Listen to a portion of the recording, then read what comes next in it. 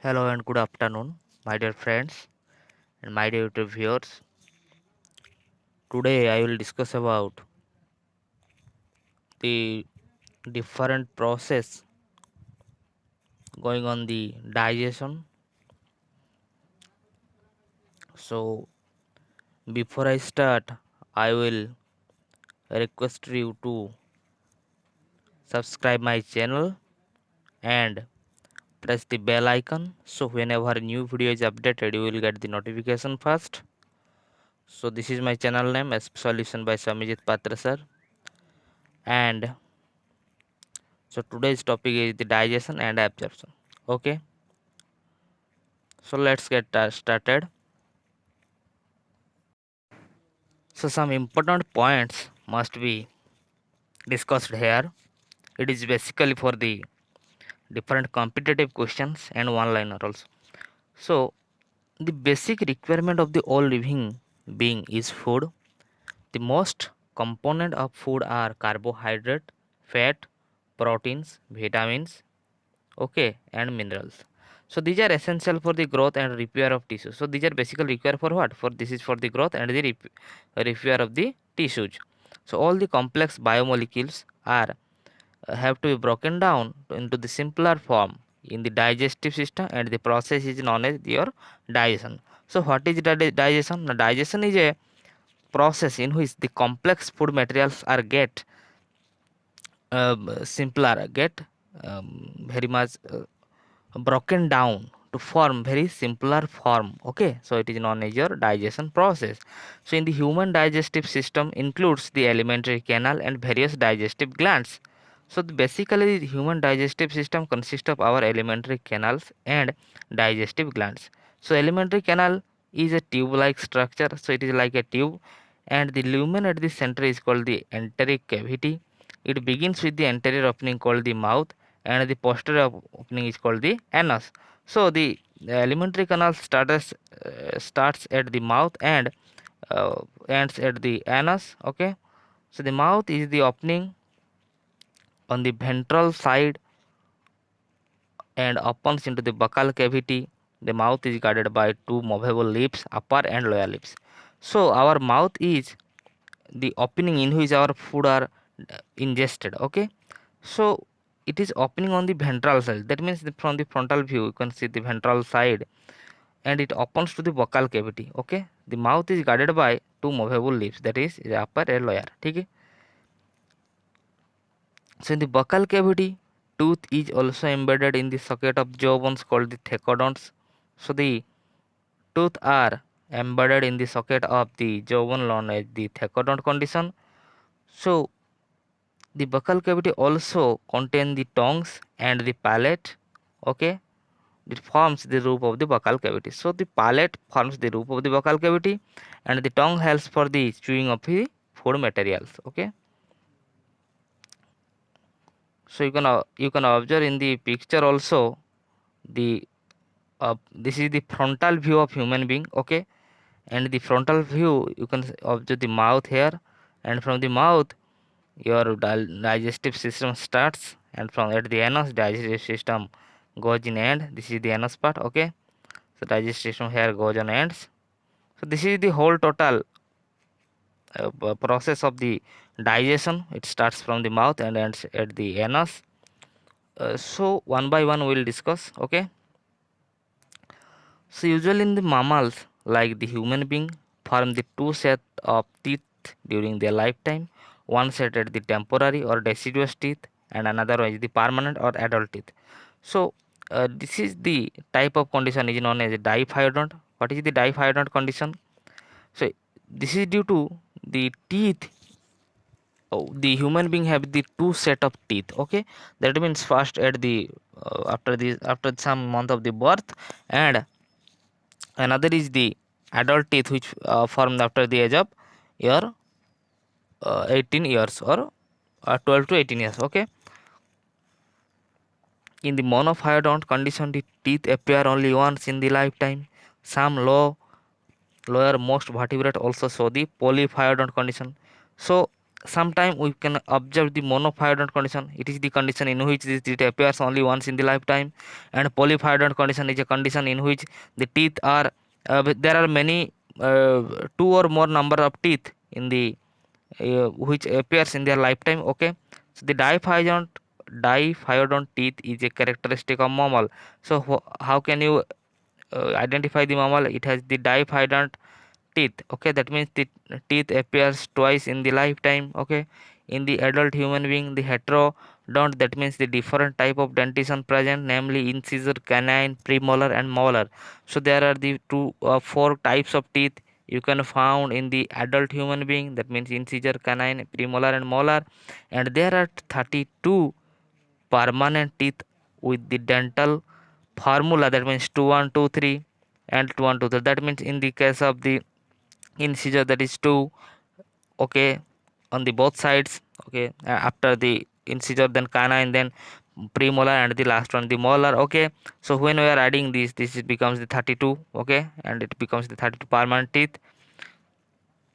Teeth are made up of the enamel, which helps for the chewing of the food. So you have to remember these things. Teeth is made up of the enamel. Okay, so enamel is the you have listened about it, is the so most hardest material of our body. So it is the hardest material of our body. Enamel is the very much hard. Okay, which helps for the chewing of the food. Okay, you can observe the in the figure also. It is the incisor, canine, and premolar and molar, and the teeth are adjusted in the socket of jaws. Okay, so this is known as your thecodont. Okay, the human for dental formula for the permanent teeth, that is 2123. You have to remember this thing. Incisor 2 and 2 in the both sides. Okay, in the upper and lower. So 2 2, that becomes 4.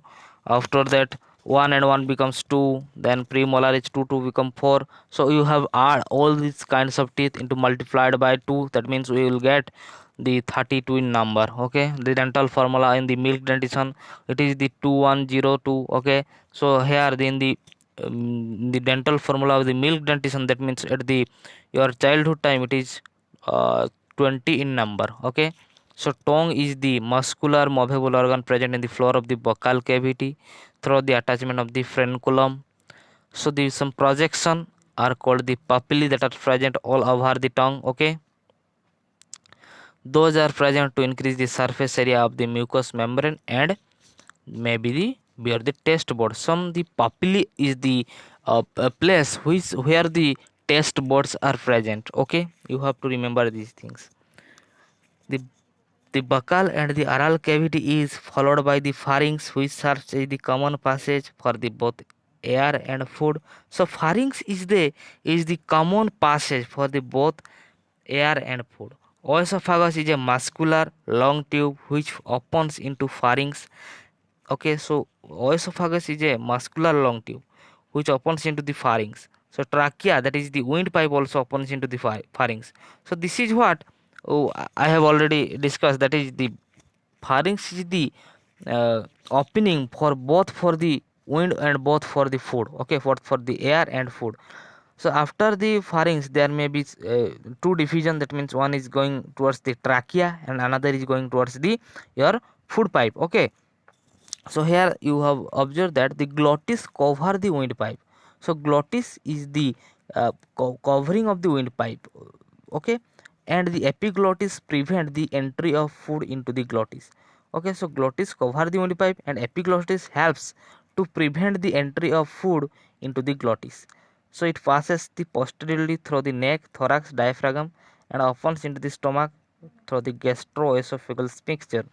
So this is the very important thing. Epiglottis helps to prevent the food going into the windpipe. Okay, you have to remember the things. Stomach is the J-shaped esophagus. So here you have observed that the stomach is like a J-shaped. Okay, it is a esophageal muscular bag-like structure located in the upper portion of the abdominal cavity. It is present in the upper left portion of the abdominal cavity. It is present in the abdominal cavity. So there are three regions or the three portions of the stomach we can divide. That is, one is the cardiac stomach, which is present nearer to the cardiac, that means to the heart.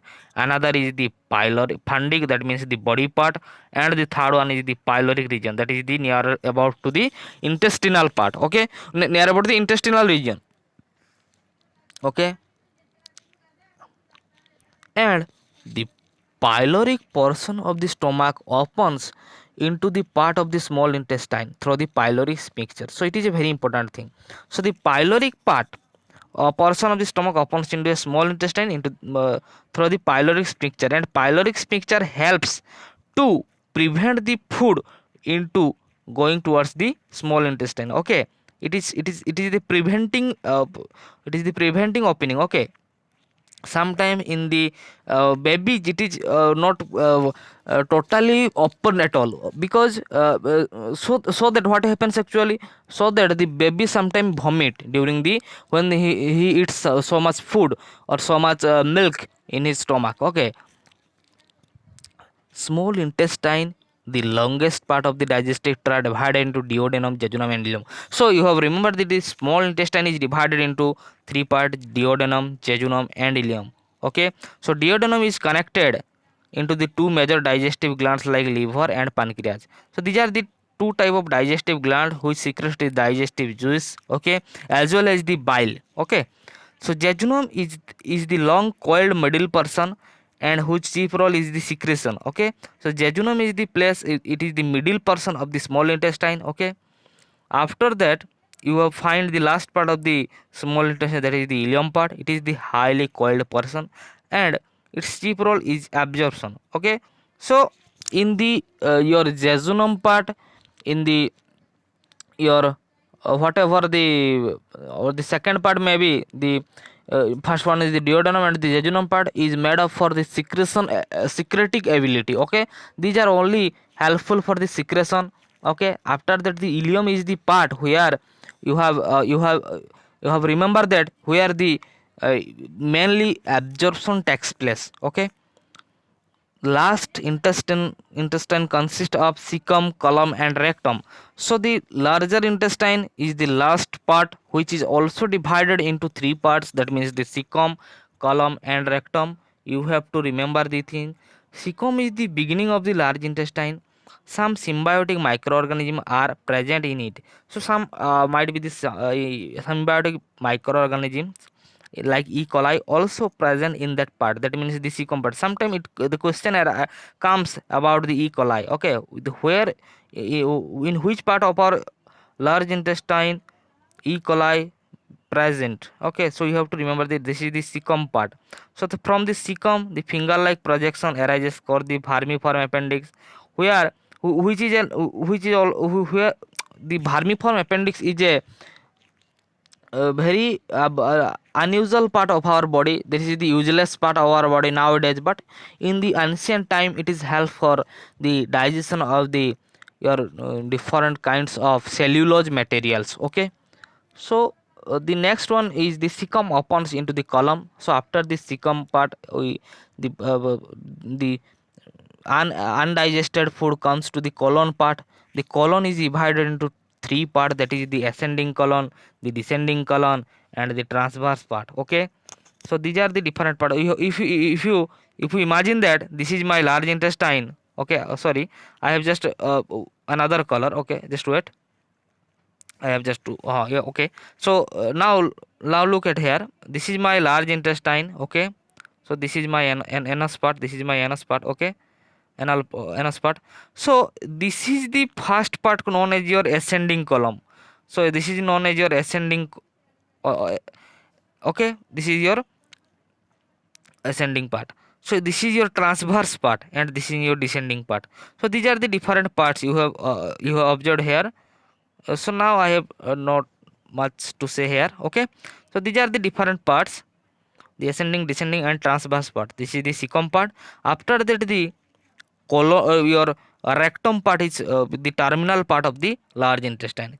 So it is the very last part, we can say, of our digestive system. Okay, and it opens into the anus. Okay, it opens into the anus. This is the picture you have observed that is different kinds of projection.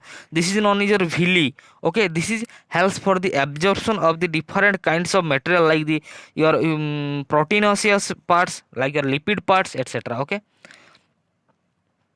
so and this is the section of the small intestine mucosal showing the villi. Okay, and villi part is a very in the villi part, that means the projection part, there are a very large number of blood vascular system developed, and the capillary is very much present at that part, because the simpler food are get absorbed into the blood stream very quickly. Okay, so the alimentary canal is composed of the four layers. This is the serosa, muscularis, submucosa, and mucosa. So the outermost layer is called the serosa. You have to remember this thing. The outermost part is the serosa. It is made up of the mesothelium and some connective tissues. Okay, the middle part is known as your muscularis.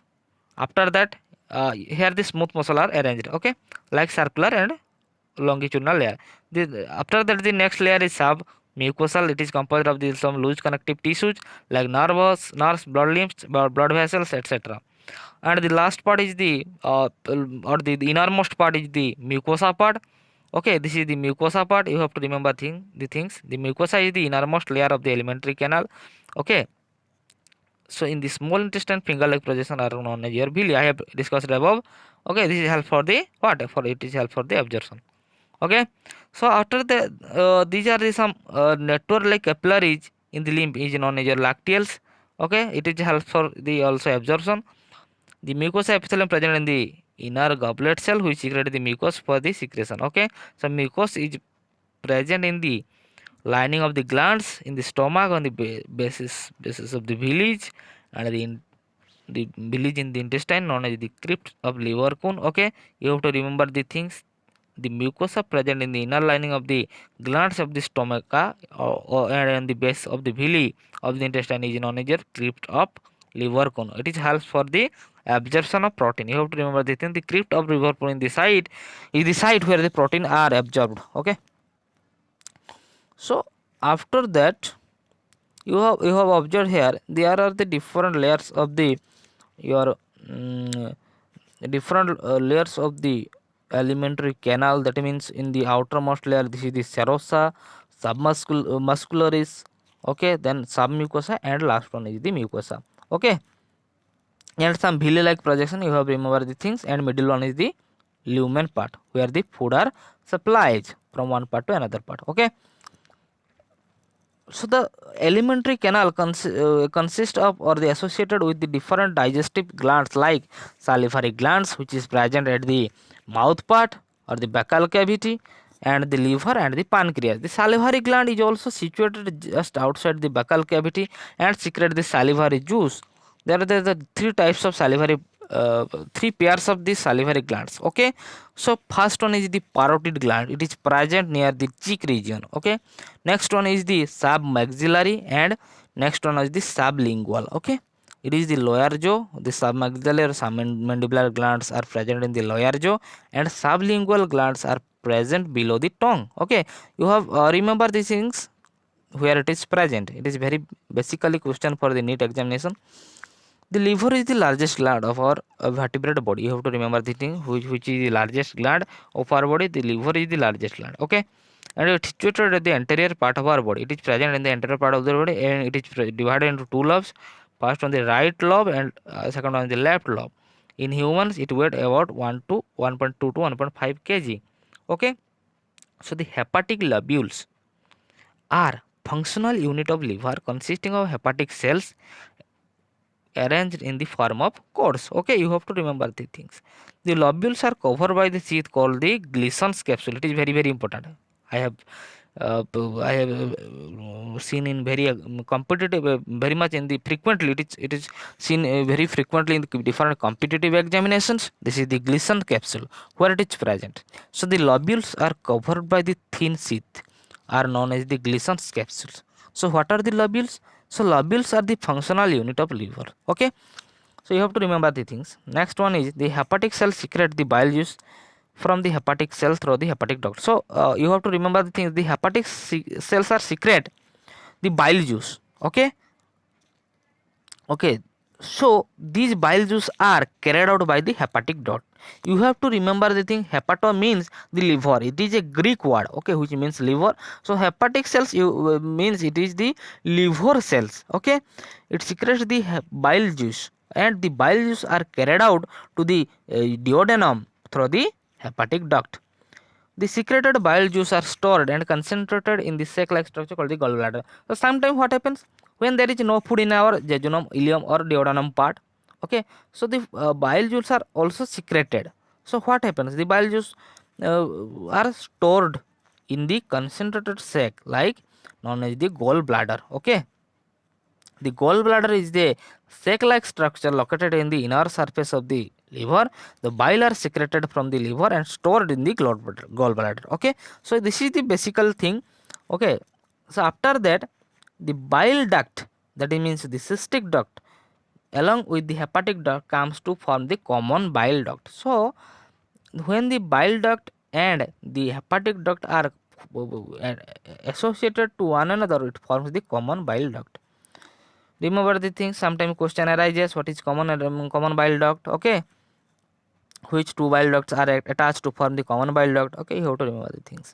So the pancreas is another digestive gland. It is irregularly branched compound and having the both part, that means it is a heterocrine gland, okay. So by having the both exocrine and endocrine part, and it is situated U-shaped in the duodenum, okay. It secretes the pancreatic juice.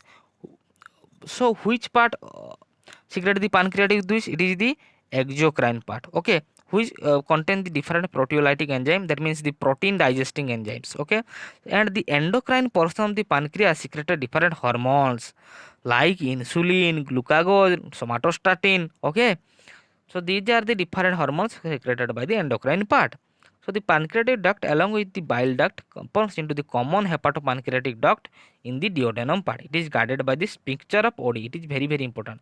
So the guarded portion which prevents the different ducts to come, different juice to come to the duodenum part, that is the sphincter of Oddi, which prevent the hepatopancreatic juice to come into the duodenum, okay. So this mixture of Oddi helps in the controlled helps to control the different bile juice or pancreatic juice comes to the duodenal part, okay. So after that, the various mechanical and chemical process are also involved in the process of digestion, okay. So this is the mastication process. What is the mastication process? In the mastication process, food takes place in the mouth with the help of the teeth and saliva. The mucus in the saliva helps to the lubrication and adhere the masticated food as a bolus. So mastication is a process in which food are get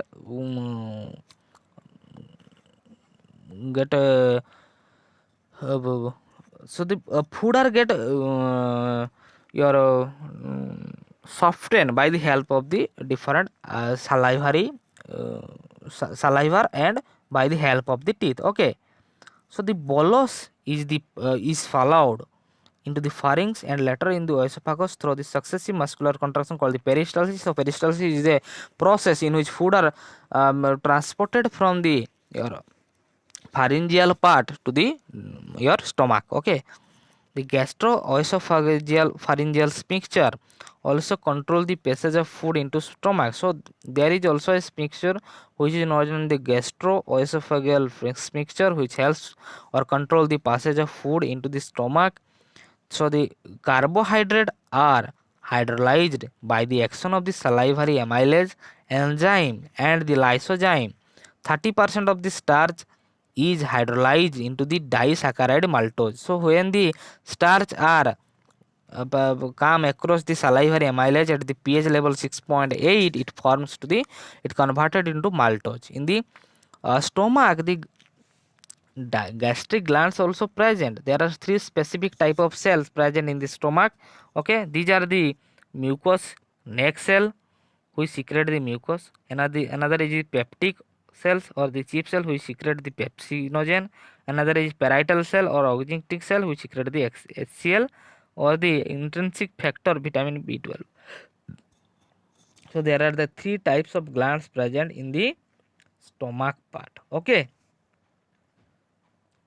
So after that, the food mixed thoroughly into the acidic gastric juice in the stomach by the churning movement of the muscular walls known as the chyme. Okay, after bolus, it comes across when the different kinds of mucus, pepsinogen, HCl, it forms into chyme. Okay, and the acidic pH converts the proenzyme pepsinogen into active enzyme pepsin. Okay, so after that, what happens? The pepsin is a proteolytic enzyme. It converts protein into proteases and peptones. Okay, so pepsin is a proteolytic enzyme which is in the inactive form. After it get activated, it convert the proteins into proteases and peptones. Okay, so different. It is the two types of oligopeptides. Okay, so mucosal epithelium protected by the mucus and bicarbonate ion present in the gastric juice. So in infant, renin is produced which helps to the digestion of milk protein. The small number of lipase is also secreted by the gastric glands. Okay, but in the small intestine, what happens? The bile, pancreatic juice and intestinal juice are secreted, and the pancreatic juice contain the inactive enzyme known as the trypsinogen, chymotrypsinogen and procarboxypeptidase, amylase, lipase and nuclease. So these are the different enzymes, or the inactive enzyme you can say. It is present in the small intestine. Why it is in inactive form? Because in when it is in activated form, it digests all the your proteins, lipids or carbohydrate. Okay, so when the food come, the enzyme are get activated, otherwise it get in inactive form. Okay, so the trypsinogen is activated by an enzyme called the enterokinase. Okay, which is secreted by the intestinal mucosa into the active trypsin. So bile juice is secreted from the duodenum. It contains the bile pigments like bilirubin, biliverdin and bile salt. Okay, cholesterol, phospholipid which emulsified the fats into smaller micelles. It also activate the lipase also. So, okay, so bile juice is activate the lipase enzyme. Okay, so after that, the intestinal juice may contain different enzymes like maltase, lipase, nucleosidase, etc. It formed by the secretion of the brush border of the cell of the mucosa along with the secretion of the goblet cell. So remember that things, the secretion of the brush border of the mucosa along with the secretion of the goblet cell. So different enzymes are get activated in your sub small intestinal region, which digest the different kinds of food material into simpler form. That means here you can observe that the protein and peptide proteases get simplified like dipeptides. Okay, that means two peptide bonds, and the carbohydrate or the starch get hydrolyzed in the presence of the amylase enzyme and it forms the disaccharide. The fat in the presence of the lipase enzyme get converted into monoglycerides. Okay, after the nucleic acid also, when the present it is in the presence of nuclease enzyme, it is hydrolyzed to form nucleotides or nucleosides. Okay, so these are all about the different kinds of different kinds of process going on in the digestion process. Okay, digestion process inside the digestive system. Okay, so this is all about for today. So I think we'll meet in tomorrow. Okay, so till then keep watching. Thank you.